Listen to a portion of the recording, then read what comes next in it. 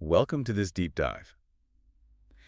Have you ever had that feeling where, your English grammar is solid, your vocabulary is good, but it just doesn't sound quite natural? Oh, definitely. Maybe a bit, I don't know, stiff Uh, or too slow, perhaps. Not like the English you hear around you, you are absolutely not alone if you felt that. It's a really common thing for English learners. You put in all this effort on the grammar rules, the words, which is crucial, of course. absolutely essential foundation. Yeah. But then there's this other layer, Hmm. the actual sound of spoken English, and that often gets, well, missed in traditional learning. Right. It's like you've built a technically perfect house, Yeah. but maybe the rhythm, the music of how people actually live in it isn't quite there yet. That's a great way to put it. And the sources we're digging into today, they really get into why that happens. And more importantly, they give us some really powerful, practical ways to unlock that natural sound. Exactly, because native speakers, they don't just list words. They use this specific rhythm, this intonation, this flow. It makes their speech sound, well, more relaxed and confident. So our mission today is basically to give you the tools to make your English sound smoother, Yeah. more natural, definitely more confident. That's the goal. We're going to unpack 4 key techniques that the sources really emphasize, moving beyond just the words on the page to focus on the sound of fluent English. So get ready, because we're going to explore using the music of English rhythm and intonation. We'll talk about why shortening words, contractions and reductions, is actually a good thing for fluency, Ah, interesting. and how using pauses and those little filler words can make you sound more native. And maybe the most fascinating part, how just stressing one word differently can completely flip the meaning of your sentence. Okay, that sounds like finding the missing puzzle pieces. By the end of this deep dive, you should have a much clearer idea of what makes spoken English sound natural, plus some concrete things you can try out today. Let's jump in. Okay, let's unpack this. So according to these sources, where's the best place to even start if you want to sound more natural? Well, the sources really point towards starting with the overall musicality, I suppose you could call it, rhythm and intonation. They say this is often the biggest, most noticeable difference right away. Okay, the music of English. Yeah. Tell me more about that.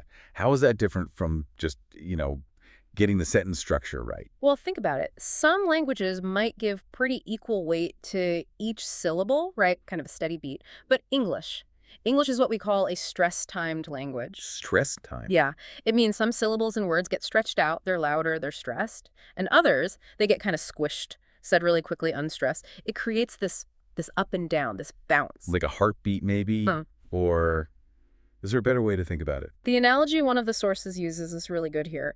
Think of English rhythm like music, like drum beats, actually. You've got your strong beats, right? Your down beats. And then you've got the lighter, quicker beats in between. In an English sentence, the important words, the nouns, verbs, adjectives, they often land on those strong beats. Oh, okay. While the smaller grammatical words like a, the, e is to, they're usually the quick, light taps. You wouldn't play every note in a song with the exact same force, would you? No, of course not. It'd sound awful. Exactly. And English speech is kind of the same. It's not flat. That's a really helpful picture. So it's not just saying the words right, but fitting them into this rhythmic pattern. Let's try that example from the sources.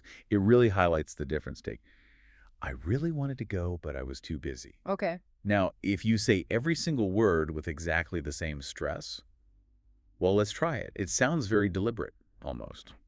Robotic. Like, I really wanted to go, but I was too busy. Yeah, you hear how flat and unnatural that feels. Now, listen to how a native speaker would typically say it, using that natural rhythm and stress.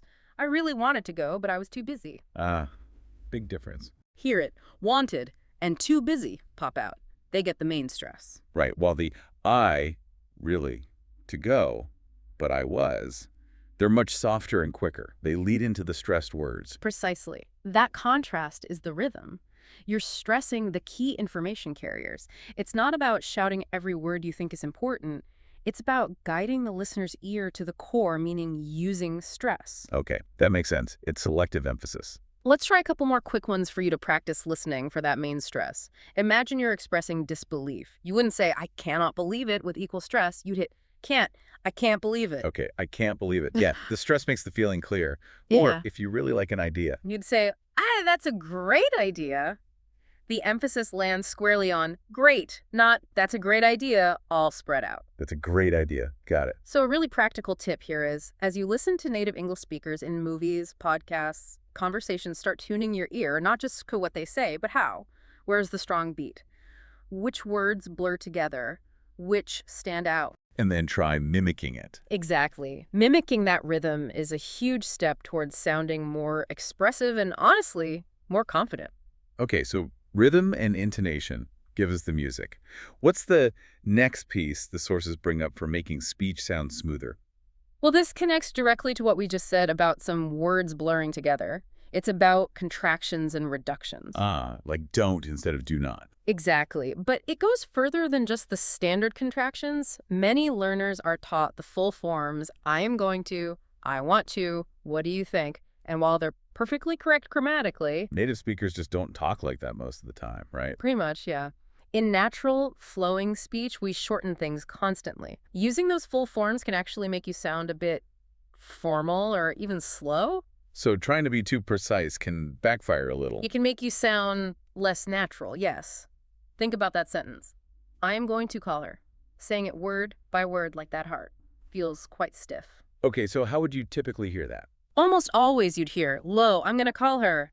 You get I'm for I am, and the super common reduction, gonna for going to.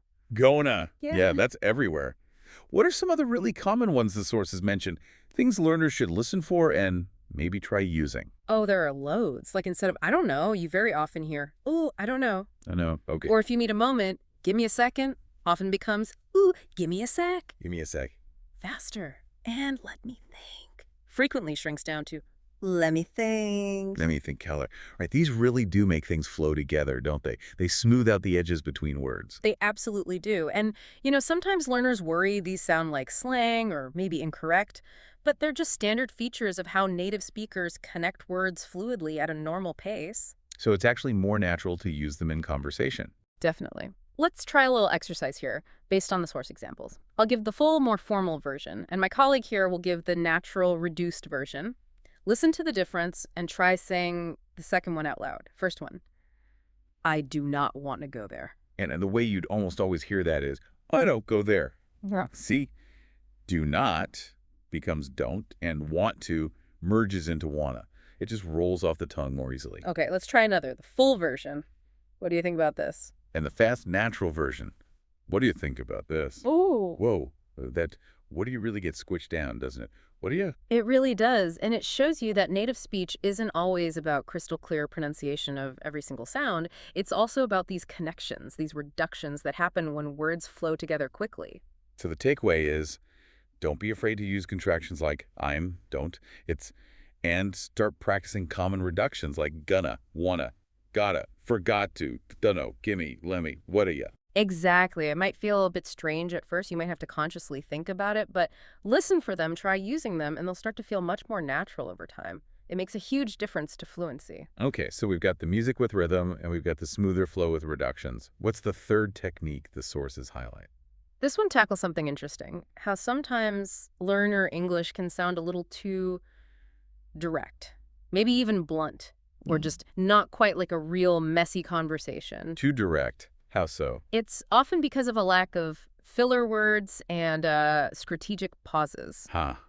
So not using and ooh enough can make you sound unnatural. That's kind of funny. It sounds a bit backwards, right? But think about real conversations. People don't speak in perfect pre-written sentences. They pause, they hesitate, they use little words like well or, to give themselves thinking time or maybe to soften what they're about to say. Okay, I see. So avoiding those things completely can make your speech sound a bit robotic, like you're reading a script. Exactly. Or sometimes just too abrupt. These so-called filler words, they aren't just noise. The sources point out they actually have important functions. Like what? Well, firstly, they buy you time. If you're searching for the right word or figuring out how to phrase something, a little or well prevents that awkward dead silence. Right, fills the gap. And secondly, they make your speech sound more, human, more natural, less like a perfectly polished statement. They can also soften potentially direct or disagreeing statements. Think of them as conversational grease. Conversational grease. I like that. So what are some of the key ones that native speakers use all the time? The sources list a few really common ones. There's well, often used when you're considering something or maybe about to disagree gently. Okay, well. Then there's, no. This can be used to check if the listener is following, or sometimes just as a rhythmic filler while you gather your thoughts. Yeah, I hear that a lot. I mean, is another big one. People use it to clarify something they just said, or to explain it in a different way. Right. And then, especially in more casual speech, you hear like quite a bit. Sometimes it introduces an example. Sometimes it's just, a pause filler. Use that one with a bit of caution so it doesn't take over. Good point. Okay, so I hear these constantly, Mm-hmm. but thinking of them as tools is different. How do they actually soften language, like you mentioned? Okay, let's take a really direct statement. Imagine someone says something you disagree with. If you just reply, I don't agree, well, it's clear, but... Yeah, depending on the tone, that could sound pretty harsh. Might just shut the conversation down. Exactly. Now, a native speaker wanting to disagree but keep things friendly might use fillers to cushion it. Well, I mean, I kind of see your point, but hear the difference. Yeah, definitely. It feels much less confrontational, more like you're easing into your different perspective. Right. The well signals a slight hesitation or counterpoint. I mean, it helps introduce their perspective gently, kind of softens the disagreement. It just smooths the edges. It gives the other person space to hear you without feeling immediately contradicted. Let's try the other example from the sources, the direct, no-filler version. I think this is wrong. Okay, quite blunt. Now, a more natural, softened version using fillers. Well, no, I think this might not be right. Well, gives that moment of thought and might not be right. Sounds less absolute than is wrong. Much more conversational. Exactly. So the idea is not to overdo it, but to consciously try incorporating some natural pauses and common fillers like, I'm like, kinda, sort of. It actually helps you sound more relaxed, more authentic, and it gives your brain that crucial second to think during a conversation. Okay, that makes a lot of sense. Rhythm, reductions, fillers. What's the fourth technique? You said it was fascinating. Ah, yes. This one is really cool because it shows just how much meaning is carried not just in the words, but how you say them. It's all about sentence stress. Now, wait, we talked about stress with rhythm, stressed, and unstressed syllables. Is this different? It is related, but this focuses specifically on how shifting the main stress onto different words within the exact same sentence can completely change the intended meaning. Wow, okay. So same words, totally different message, depending on where the emphasis falls. Precisely. It's incredibly powerful. Native speakers do this constantly, usually without even thinking about it, to make their meaning crystal clear. Let's use that classic example from the sources. I didn't say she stole the money. Okay, I didn't say she stole the money. Same words. Let's play with the stress. What happens first? All right, let's stress the first word. Listen. I didn't say she stole the money. What does that imply? That someone else said it? Maybe. But not me. Yeah. The focus is on who didn't say it. Exactly. You got it. Okay, now let's stress didn't. I didn't say she stole the money. That sounds like a really strong denial. Like, no way did I say that. Absolutely not. Perfect. It emphasizes the negation itself. Okay, next. Stress. Say. I didn't say she stole the money. That one's trickier. Maybe. I didn't say it out loud. Maybe I wrote it down or hinted at it or thought it, but the act of saying is what's denied. Brilliant. That's exactly the nuance. It distinguishes between verbalizing and other forms of communication or implication. Okay, moving on. Stress. She. I didn't say she stole the money. That means I might have said someone stole it, just not her. Maybe I accused Bob, but definitely not her. You're nailing this. The focus shifts to the person accused. Now, what about stressing stole? I didn't say she stole the money. Okay, so maybe I said she did something else with the money, like she borrowed it or lost it or misplaced it. But the specific action of stealing is what I deny saying. Excellent. The emphasis is on the verb, questioning the specific action. And finally, let's stress money. I didn't say she stole the money. So maybe I said she stole something, but it wasn't the money. Perhaps she stole the car or the cookies. Yeah. But the object is wrong. Precisely. Isn't that amazing? That's incredible. 6 completely different meanings packed into the exact same string of words. Right. Just by shifting that little bit of emphasis. This really shows why just reading words isn't enough. You have to hear the stress to get the real meaning. It's absolutely crucial for clear communication and also for sounding confident because you're directing the listener's understanding very precisely. Let's quickly try the other example from the sources. She didn't call him. Okay, same idea. Let's stress she. She didn't call him. Meaning someone else called him, maybe? But not her. Yep. Focus is on the caller. Now stress didn't. She didn't call him. Strong denial again. She absolutely made no call to him, period. Got it. Stress call.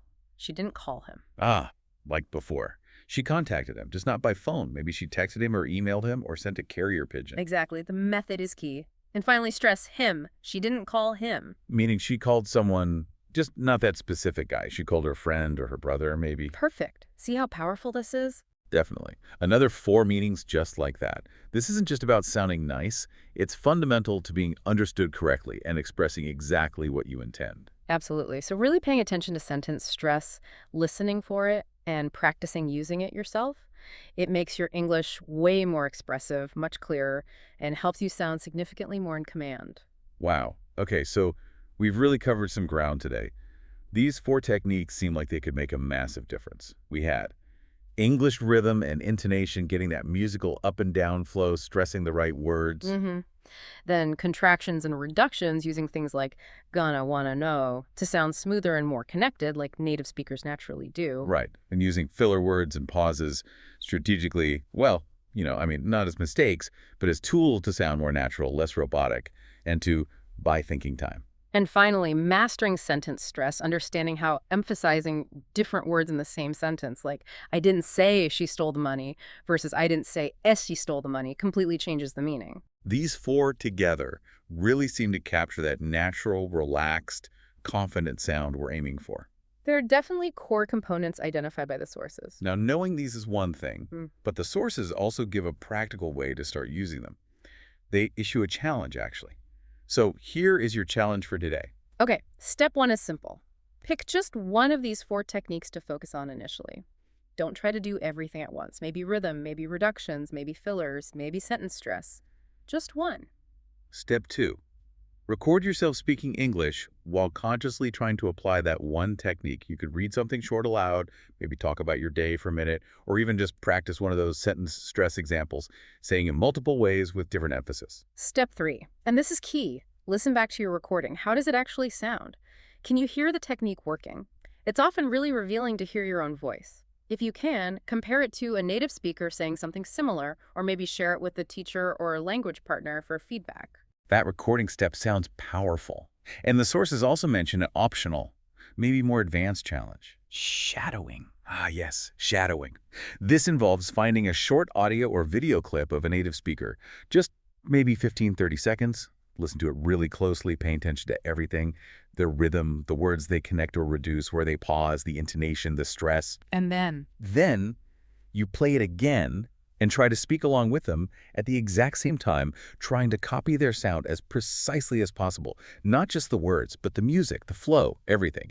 It's challenging, but really effective for tuning your ear and your mouth. Okay, great challenges. So you've got these tools now from our deep dive.